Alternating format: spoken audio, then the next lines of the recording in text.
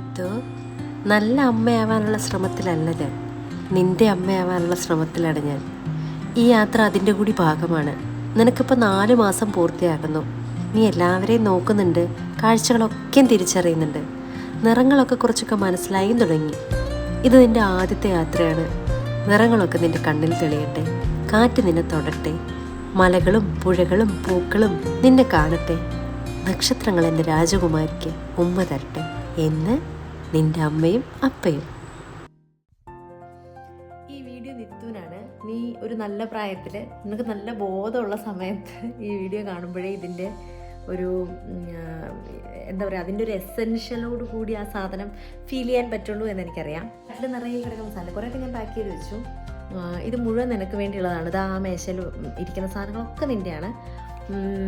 കാരണം എന്താ വെച്ചാൽ ഇന്ന് ജാനുവരി 8, 2026. ഈ ട്രിപ്പ് ശരിക്കും ജാനുവരി 7th പോകേണ്ടതായിരുന്നു. പക്ഷേ ചില കാരണങ്ങൾ കൊണ്ട് നമ്മൾ 8ലേക്ക് മാറ്റി. അപ്പോൾ ഇന്ന് നീ ഉണ്ടായിട്ട് 2025 സെപ്റ്റംബർ 12 നീ ഉണ്ടായതിന് ശേഷം ഈ വരുന്ന 12-ാം തീയതി നിനക്ക് 4 മാസം ആവാണ്. 4 മാസം തികയുന്നതിന് മുൻപ് നിന്നെയും കൊണ്ട് ഞങ്ങളൊരു ലോങ് ട്രിപ്പ് പോവുകയാണ്. ഇതിനു മുമ്പ് നമ്മൾ അല്ലാണ്ട് കുഞ്ഞു കുഞ്ഞു ട്രിപ്സൊക്കെ പോയി. ഇത് ഞങ്ങളിങ്ങനെ എടുത്ത് വെക്കുന്ന എന്തിനാണെന്നറിയാം, നീ കുറച്ചുകൂടെ വരും. ഇപ്പം നിൻ്റെ മെമ്മറിയിൽ അത് ഉണ്ടാവില്ലല്ലോ, കാരണം നിനക്ക് ഓർമ്മയുണ്ടാവും. ഞങ്ങൾക്കുള്ള ഓർമ്മയാണല്ലോ, ഞങ്ങളുടെ ഒരു വലിയ ഭയങ്കര പ്രഷ്യസ് ആയിട്ടുള്ളൊരു മൊമെൻ്റ് ആയിരിക്കുമല്ലോ. അപ്പോൾ നീ വലുതാവുമ്പോൾ ഇത് കാണണം എന്ന്, അല്ലെങ്കിൽ ഇത് നിനക്ക് നീ ഇങ്ങനെ പോയിരുന്നു എന്ന് നിനക്ക് ഓർമ്മ ഉണ്ടാവാൻ വേണ്ടി അമ്മ എടുത്ത് വെക്കുകയാണ്. അമ്മ ഇത്രയധികം പാക്ക് ചെയ്തൊരു സമയം വേറെ ഇല്ല. കാരണം അമ്മയ്ക്ക് പാക്ക് ചെയ്തിട്ട് മനസ്സിലാവുന്നില്ല നിത്തു, അമ്മയ്ക്ക് എന്തൊക്കെ പാക്ക് ചെയ്യണം നിനക്ക് എന്ന്. അമ്മ എന്തൊക്കെയോ എടുത്ത് വെച്ചിട്ടുണ്ട്. ആക്ച്വലി ഇതൊരു ഇന്നിപ്പോൾ ഉച്ചയ്ക്ക് പോയിട്ട് നാളെ വൈകുന്നേരം നമ്മൾ തിരിച്ചു വരും. അച്ഛൻ്റെ വീട്ടിലേക്കാണ് നമ്മൾ പോകുന്നത്, അച്ഛൻ്റെ നാട്ടിലേക്കാണ് പോകുന്നത്.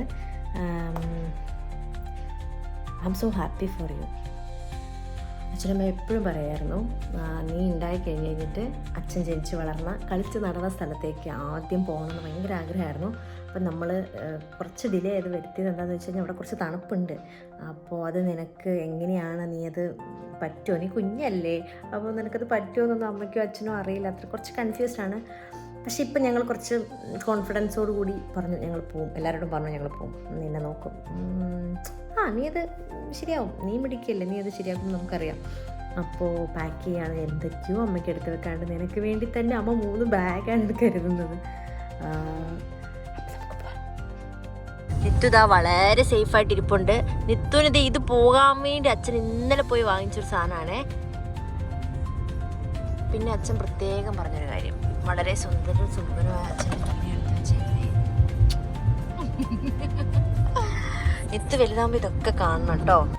കുറച്ച് ദൂരമൊക്കെ ചെന്ന് കഴിഞ്ഞപ്പോഴത്തേക്കും നിത്തു അത്യാവശ്യം കരയാനൊക്കെ തുടങ്ങി. അപ്പം ഞങ്ങൾ അവളൊന്ന് പുറത്തിറക്കി. ആക്ച്വലി നമ്മൾ ഈ റീലിലൊക്കെ കാണുന്ന പോലെ അത്ര സ്മൂത്തായിട്ടല്ല കുട്ടികൾ യാത്രയിൽ നമ്മളോട് സഹകരിക്കുക.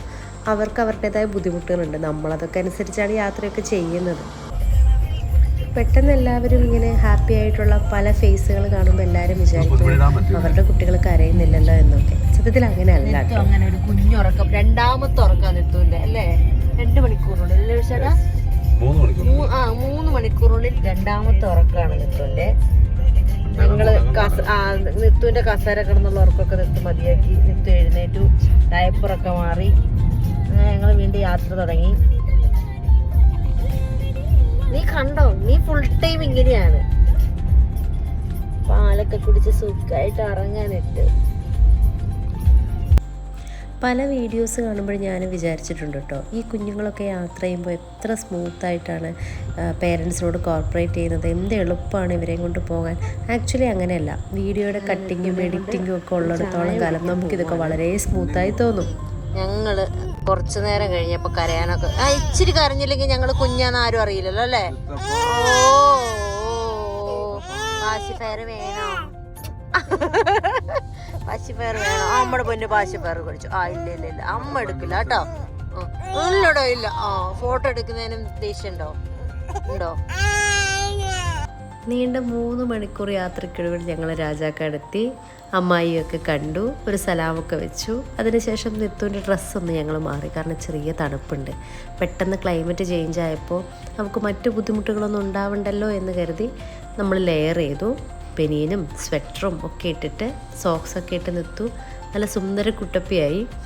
അങ്ങനെ ഞങ്ങൾ വീടിൻ്റെ അങ്ങോട്ടേക്കൊക്കെ പോയി വിഷുചേട്ടൻ അങ്ങോട്ടേക്കൊക്കെ ചെന്ന് അപ്പോഴത്തേക്കും ഞാൻ അവളുടെ ഡ്രസ്സൊക്കെ മാറ്റി ഞങ്ങൾ വീണ്ടും ഒരു ചെറിയ കമ്പിളിയൊക്കെ പുതച്ച്, കാരണം ചെറിയ തണുപ്പുണ്ട് അവൾക്ക്, മറ്റു ബുദ്ധിമുട്ടുകളൊന്നും ഉണ്ടാവാതിരിക്കട്ടെ. നമ്മളിങ്ങനെ ഭയങ്കര കെയർ ചെയ്താണല്ലോ കൊണ്ടുപോകുന്നത്. മാത്രമല്ല ഞങ്ങൾക്ക് ചെറിയ ടെൻഷനും ഉണ്ട്, കാരണം ക്ലൈമറ്റൊക്കെ മാറി ഇങ്ങനൊരു സാഹചര്യത്തിൽ അവൾ ആദ്യമായിട്ടാണ്. നിത്തുതേ ഡ്രസ്സൊക്കെ മാറി കുറച്ച് ഫ്രീ ആയി, സ്വെറ്ററൊക്കെ ഹുഡിയൊക്കെ ഊരി വെച്ച് ഇതേ പാൻറ്റൊക്കെ കഴിച്ച് വെച്ച് എന്നിട്ട് നീണ്ടെന്ന് പറഞ്ഞ് നിത്ത് കിടക്കുക. നിത്തുവിന് എന്താ ആശ്വാസമല്ലേ? അമ്മയുടെ കുഞ്ഞിന് എന്താ ആശ്വാസ? ഹാപ്പി ആയോ? ഹാപ്പി ആയോ? വരുന്ന ആ പാസിഫയർ എവിടെയാണ് തുപ്പിക്കളഞ്ഞത്? പാസിഫയർ എവിടെ തുപ്പിക്കളഞ്ഞത്? ഒരെണ്ണം കളഞ്ഞില്ലേ നീയേ? കളഞ്ഞോ? കളഞ്ഞോ നീയേ? കാലൊക്കെ നിവർത്തി വെക്കുന്ന നോക്ക്. വലിയ തണുപ്പൊന്നുമില്ല അല്ലേ? തണുപ്പുണ്ടെങ്കിലും നിത്തു ഓക്കെയാണ്, ഹാപ്പിയാണ്. വന്ന് ഞങ്ങൾ കമിഴ്ന്നിട്ടൊക്കെ ഉണ്ട്. അച്ഛൻ നടക്കുന്ന വഴിയൊക്കെ നോക്കണോ നീ? എനിക്ക് ഏറ്റവും ഇഷ്ടപ്പെട്ടൊരു കാഴ്ചയാണ് ഇവർ രണ്ടുപേരും കിടക്കുന്നത്, കളിക്കുന്നത്, സംസാരിക്കുന്നതൊക്കെ. കാരണം എന്താ വെച്ചാൽ അതെല്ലാ അമ്മമാരുടെയും വളരെയധികം സന്തോഷമുള്ളതും അവരുടെ സ്വപ്നതുല്യമായിട്ടുള്ളൊരു രംഗമായിരിക്കുമെന്ന് എനിക്ക് നന്നായി അറിയാം. അച്ഛനും മക്കളും തമ്മിലുള്ള ആ ബോണ്ടും കാര്യങ്ങളൊക്കെ. വിഷുവാനുള്ളപ്പോഴൊക്കെ വിഷുവാനാണ് അവളെ ഉറക്കുക. അവൾ ഏറ്റവും വലിയ ഹൈലൈറ്റ് എന്താണെന്ന് വെച്ച് കഴിഞ്ഞാൽ വിഷ്ണുച്ചായൻ്റെ പാട്ട് കേട്ടാൽ നിത്തു വേഗം ഉറങ്ങും എന്നുള്ളത് അതിശയമായിട്ടുള്ളൊരു കാര്യമാണ്. രാവിലെ നടക്കാൻ പോവാം.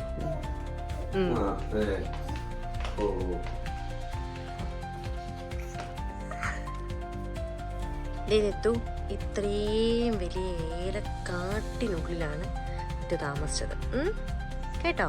ഇവരെ നമ്മൾ റെഡിയായി, നിത്തു റെഡിയായി, അച്ഛൻ താഴേക്ക് പോയിട്ടുണ്ട് ലഗേജൊക്കെ ആയിട്ട്. നമുക്കും പോവാം.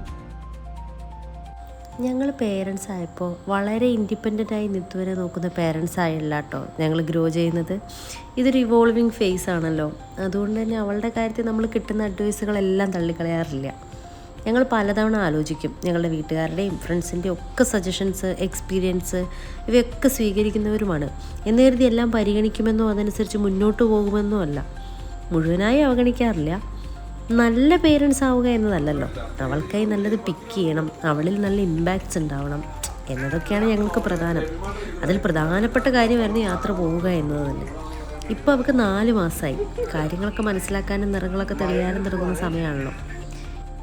ഇതൊക്കെ ഓർമ്മയിൽ തങ്ങിയില്ലെങ്കിലും ആ കുഞ്ഞു ശരീരം ഇതൊക്കെ നന്നായി എക്സ്പ്ലോർ ചെയ്യട്ടെന്നേ.